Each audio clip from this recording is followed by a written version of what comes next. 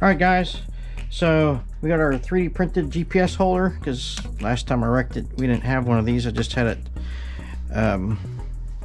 velcroed to the deck here, and that's why I have a new one. Couldn't find it.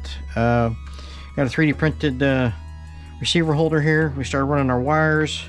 Got our XLX2 rewired. Of course, when I had to wreck it, ripped out all the other wires, and so basically we had to get all new cables and everything else.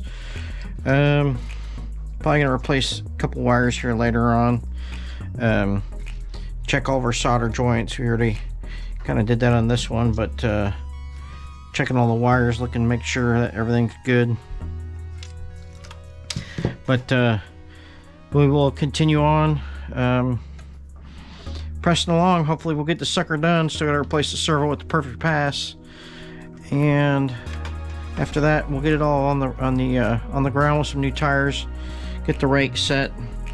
I like the front end splitter to be about 6 millimeters off the ground. In the back I leave it at full droop, so the car has a nice rake to it. We'll start another part here in a little bit. Thanks for watching, guys. Alright guys, getting some of this wiring done, getting the new sensor wire set up, fans are connected. Start routing all this stuff. I'm really big on wire management. Love my wires to look nice and neat and stay out of stuff. So alright guys, we got some wire management going on here. Mount up our on-off switches and set them up right here, and we're going to get the other one set up right next to it. This freaking 3D double-sided tape is such a pain in the butt to get this dang cover off here, especially when you can't see what you're doing. All right.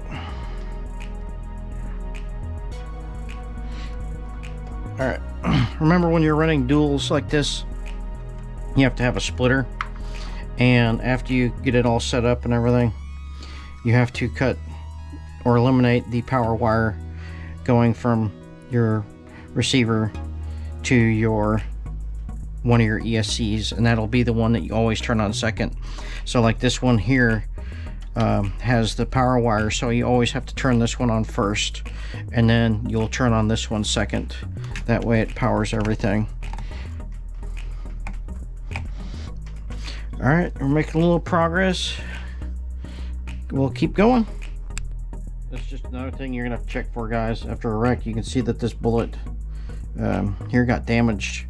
What happened was, when the car wrecked before, it pulled so hard on this, you can see it actually bent the tabs on the motor up, and pulled this out of the ESC, because the ESC came loose out of the car. When the batteries came, it pulled the ESC, and then it pulled on the motor wires. So you got to check all your bullets, make sure they're all okay. Look at them, you can see that these are all damaged a little bit. Just take a screwdriver on the inside of these and just very gently push out on them. I mean, if you push out on them too much at all, they'll bend off and break right off. Just take it nice and slow with it. Work your way around. If you got one like this just pushed out just a little too far, you get a pair of pliers, just kind of barely pull on it. You kind of want to use your pliers at an angle like this to pull on this and up here, so it's not pulling these in at the same time.